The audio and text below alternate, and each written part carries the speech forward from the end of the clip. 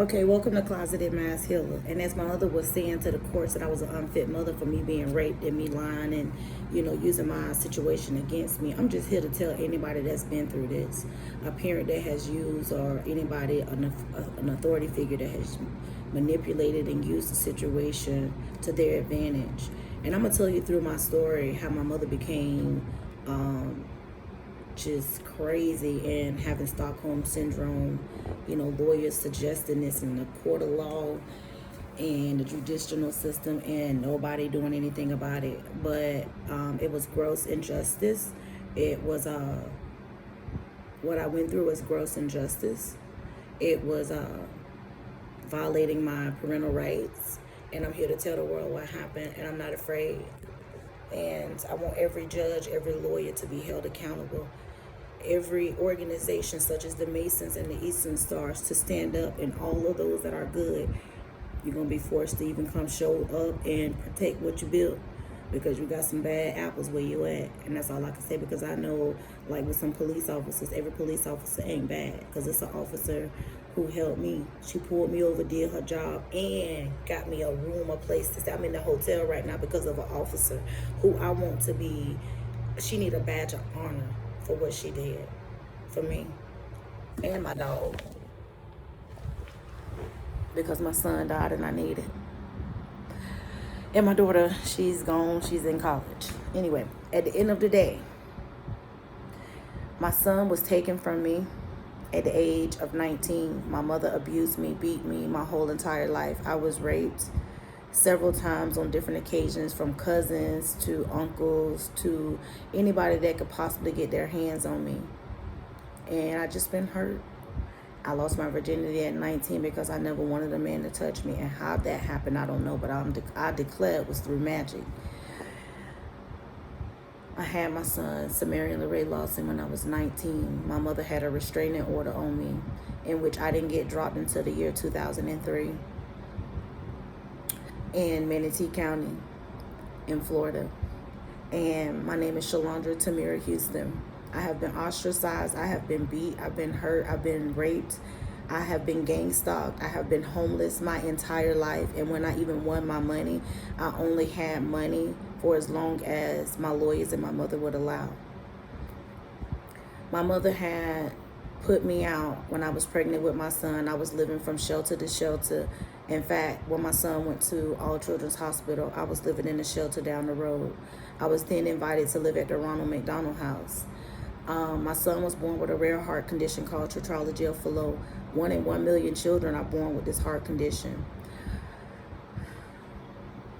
As I said, my mother put me out and I was living in shelters. Eventually, when I had my son, she came to the hospital because I called her. Even though she had a restraining order on me, I did call her and I let her know I was young and I was scared and I really didn't understand the law. I really didn't understand that was really bond. Like, that was different from your mama saying this and then you could break it and you know what I'm saying? Like, you can go and you could talk about it. It was up for debate. I didn't understand that. All in all, I had my son at Manatee Memorial Hospital when my son was born. I am very clairvoyant, clairaudio. I'm all clairs. I am a psychic medium, a shaman, whatever you want to call it. When my son was born, God showed me a vision. It was a cartoon on the TV, and it was the Good Samaritan. My son's name is Samarian LeRae Lawson. You probably already can understand and see why his name is Samarian. When my son was born, his fingers were blue, his feet were blue. The doctors failed to acknowledge that, see that, or anything, but God is so good and so omnipotent. He revealed to me in a dream as I was under anesthesia, dazing in and out. God showed me in a dream that my son's chest was caving in. I woke up and it was so scary and it felt so real. I told one of the nurses what I had dreamed about. I was so hysterical when I woke up. They called CPS on me, Child Protective Services, while I was 19 with my brand new baby. I'm a new mom with my newborn sitting next to me with no help, no nothing, nobody there to support me. At the end of the day, my mother ended up coming, and then they told my mom that I was hysterical, that I had told them about a dream that I had of my son caving in, and clearly his chest wasn't caving in, but it wasn't about it. It was deeper than that, but I didn't know how to articulate that then. But eventually they called Child Protective Services on me. They came, they was writing, they was going to take my baby from me. The doctor, for some reason, must have felt that I knew what I was talking about. They started running tests, and within an hour, and right before the lady was finna sign to take my son from me, the doctor came in and said, wait, her son has a heart condition called tetralogy of Fallot. And they took my son, rushed him to All Children's Hospital in the back of a special Sunstar van or something like that. And I ended up going with him, and they did some tests on him, and they scheduled a TET repair, like when he was 3 months. In between that, he was going to cardiologists, and my mom was taking me and my son. I was living with her all this time. She had a permanent restraining order on me. She was taking me to sign up for WIC. She was also taking me to sign up for food stamps, and she was receiving these things, and she had the card. I didn't really know anything about it because I was very young and naive. Prior to this, me having my son, I want to let you guys know that I was beat and I was abused in the home with my mother and my brothers and sister. That is a whole nother story. They were also beat and abused. In retrospect, we'll get to that on another thing, but we can talk about my son first.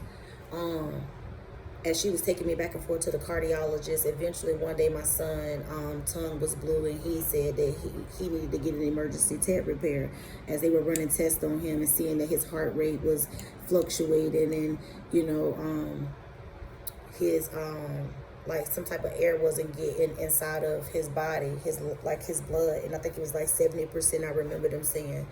And so a few days later, I spoke with the doctor or whatever, and he explained to me that he was going to perform heart surgery on my son, and he proceeded to tell me what he was going to do.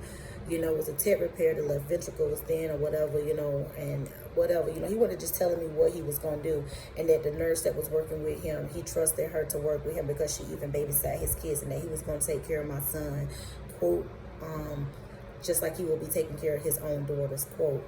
And that never happened. After he did the surgery with my son, fast forwarding it, I came to see my son. My son didn't even look recognizable. At the end of the day, because he was so bloated from all the, blood, water in his body swelling up, so they was giving him like Lasix and stuff like that. I remember that's what the nurses was telling me they was giving him to take the swelling down. So you could clearly see that he didn't need to be picked up. At the end of the day, one day I wasn't there. The nurse picked him up at 0800. She said that he was fussy, and as she picked him up and bounced him up and down, the doctor failed to put a stitch, I guess, on the other heart. I forgot what that thing called, but it's some like two little wires they put on like a heart or whatever. I guess if something happened, it'll shock the heart, after they have heart surgery, he said. And she picked him up and then pulled the wire out his heart, the size of a ballpoint of a pen, and then he went into cardiac arrest because the sac that surrounds the heart and filled up with blood within 2 minutes, and my son went in cardiac arrest, and he had a lot of neurological issues after that. It was just a lot. And when I came, at some point me and the doctors got into it, about me asking, because they told me that if my son's chest started seeping green, that's a sign of infection.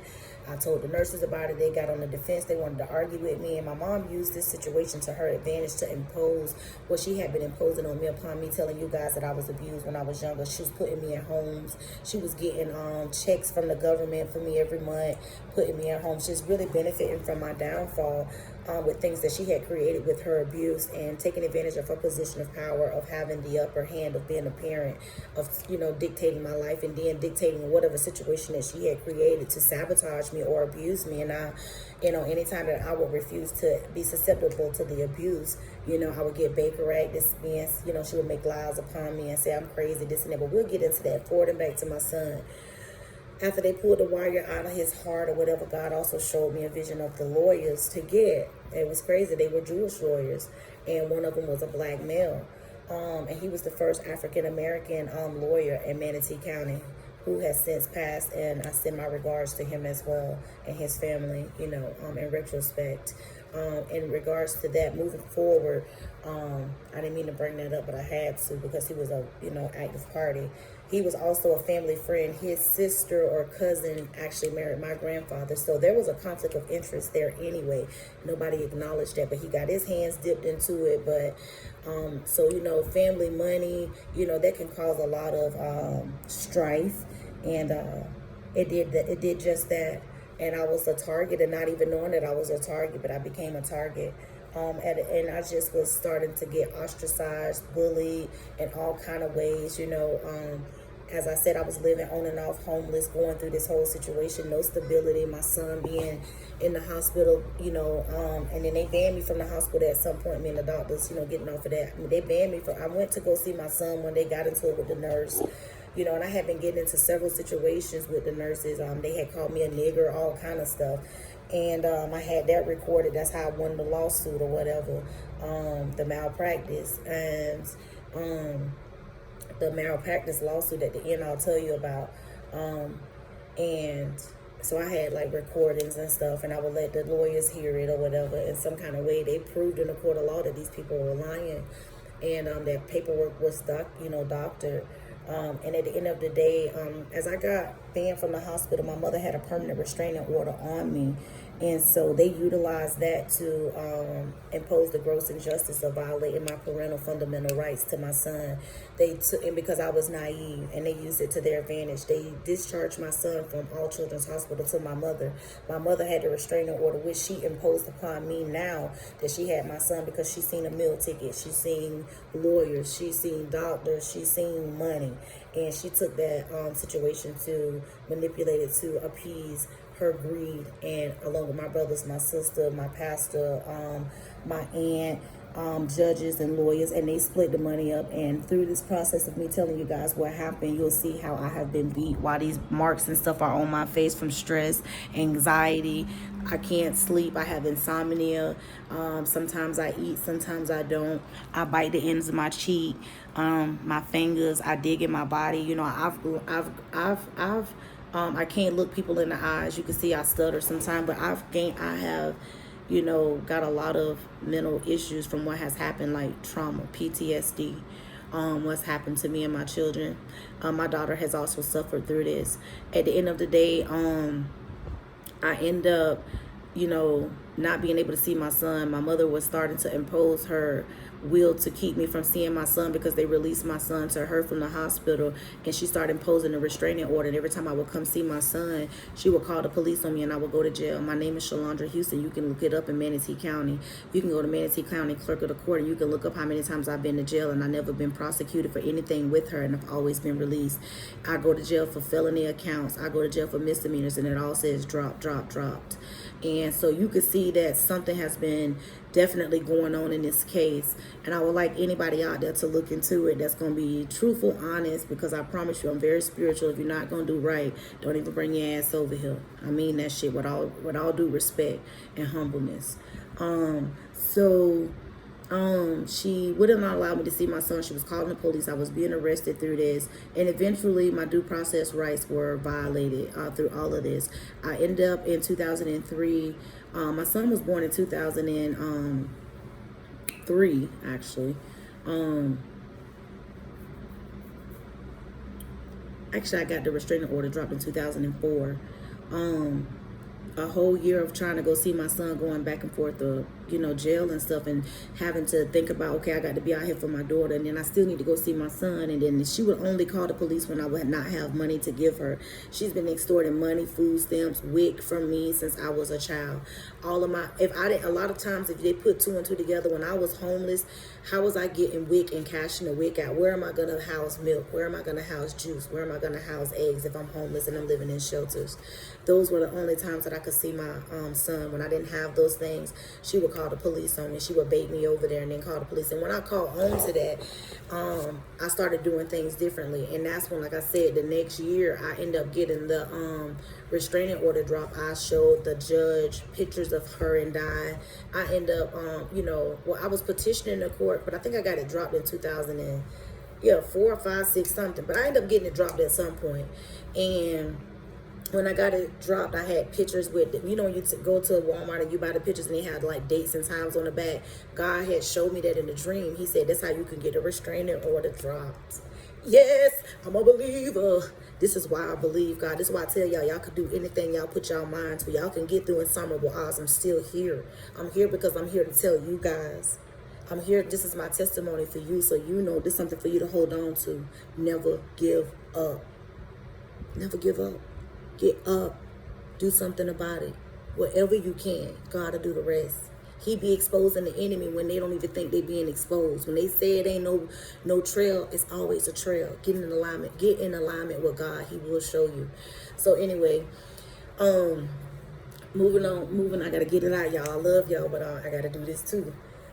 He was, I was getting like wick and stuff, and it was all going to her, and then I would go to jail. So then I ended up showing the judge that, and he granted my motion to terminate that permanent restraining order. You know how many people really get a permanent restraining order dropped?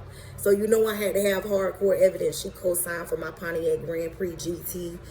I had her signature. The dates was like the dates that she had the restraining order on me. So the judge said, just like I told her, she ain't supposed to talk to you. You ain't supposed to talk to her either. So that's why he dropped that, because he seen that she was using it contingent upon her. You know what I'm saying? Her needs and her wants. Long story short, moving forward, that was like, okay, and then I went to prison in 2005. Like, she started doing spell work on me then. And then I go to prison, I get out April 10th. Now, you ain't got the restraining order on me, but you tell my lawyers come pick me up from prison. They bring me to a hotel on State Road 64. I stay in that hotel. 2 weeks later, I get to see my son.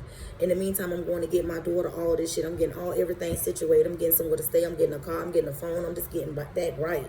My lawyers helping me with, not that I really needed no help, but I guess they did that as a courtesy. But the whole time, they was against me too, taken from me.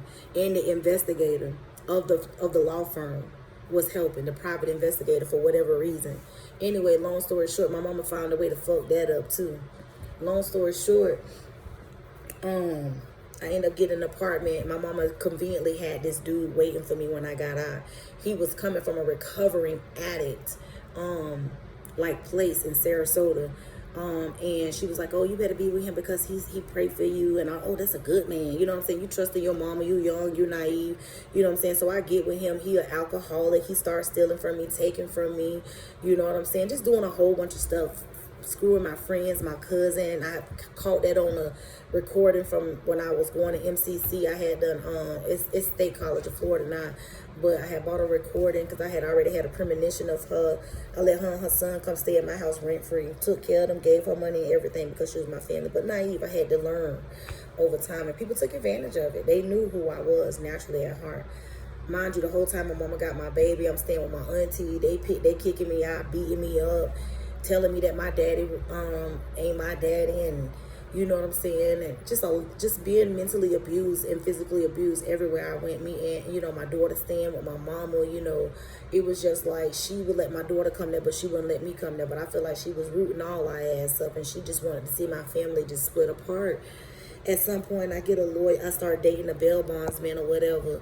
The bail bondsman, you know what I'm saying, he bailed me out of jail from a time she put me in there.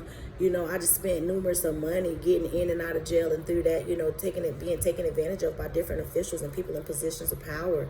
The dude that he was working for, he had been trying to talk to me too because he was bonding me out of jail, in and out of jail. But look, whole time you don't went to jail and bit that other bail bondsman that I was, the one that was trying to talk to me, because I can't say their name, the big one that was trying to talk to me. And I ended up living with him, and he abused me in every kind of way, too. I couldn't keep him off of me. His mama stayed behind me. I went to go knock on her door to tell her that I can't keep her son off of me.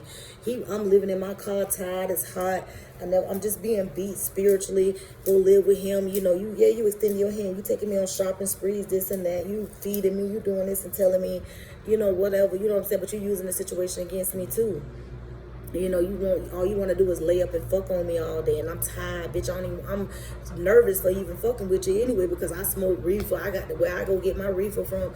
It don't even look right for me to be living with you. You know what I'm saying? At that time, you know what I'm saying, because I had a lot of stuff going on.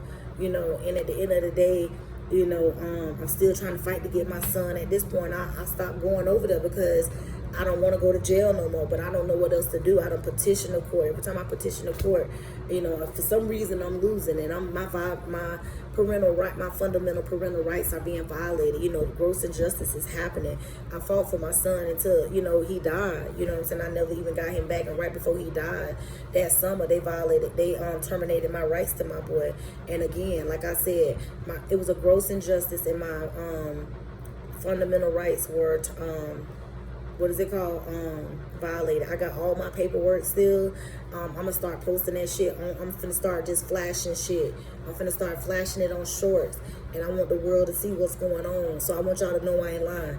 When y'all want more, y'all gonna have to hit that like button. Y'all gonna have to subscribe. Y'all gonna have to share my video. And I would like help, because I would like justice for what happened to my son, what happened to my daughter, what happened to me, what happened to my dogs in between this. And I'm talking about my roof dogs.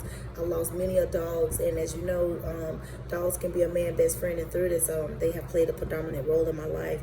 Dogs also spiritually mean loyalty, so I had a lot of loyalty around me that was unseen, but it was like the universe, the world co-creating with me. So those of you out here, you know who I'm talking to, my mama, to, you know, my brothers, my sister, my auntie, judges and lawyers. I'm finna let the world see what you did to me. I'm finna start posting these papers, and I'm finna start letting y'all see what happened to me with my son.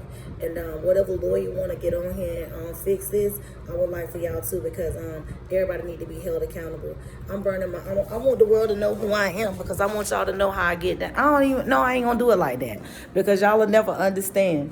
Well, I mean, I want y'all to know who I am. Y'all see who I am, but some things y'all just can't see. But I'm excited to get justice for my boy, my daughter, and me, for my family, for my dogs. And I love my new dog. Anybody trying to do any kind of voodoo against my new dog, I'm gonna tell you right now, it's return to sender. So don't even try. You're gonna hurt yourself. Leave my dog alone, and leave me and my daughter alone. Y'all did enough when y'all took my boy away from me. You know what I'm saying? And took my daughter brother away from her, because my daughter is suffering about that shit too. Anyway, y'all wait for some more, because I'm finna start posting straight up. I start letting these documents out starting tomorrow. That's gonna be the first thing I do. I'm gonna be posting shorts all day long of every single document. So it's gonna be hundreds of thousands of shorts, but I want somebody to contact me in the right space. Now, if you're trying to contact me, you with the Eastern Stars, you're trying to shut me up, or you trying to get a little plea deal, or you trying to get, like when I say like a plea deal, I mean, because I don't know the terminology, but what I mean is like you trying to settle outside of court, and you trying to, compromise with them. I'm done with that. All that, I forgot what the word is when they do that little conference. I don't want to do that no more. We already did that. I don't want to tell their lawyers to talk to mine. And I want some good lawyers, and preferably some Jewish lawyers. Ones that got God inside of their heart. And I hate that. I don't want nobody to feel like I'm being racist, but that's just what I'm really looking for. Or that right person that's coming with the right integrity, or the right heart, that's going to have compassion and care about my situation. And I mean compassion. I'm going to know, because I carry it and I embody compassion. I'm going to know. I'm going to look at everybody, and I'm going to deliberate, because this is my son. This ain't no Tonka truck. This ain't no action figure. This was my son's life. And to this day, guys, I will let you know, I don't even know where my son buried at. I never was invited to his funeral. My son died August 2nd. I didn't find out till August 12th that my son was dead, and that was through God.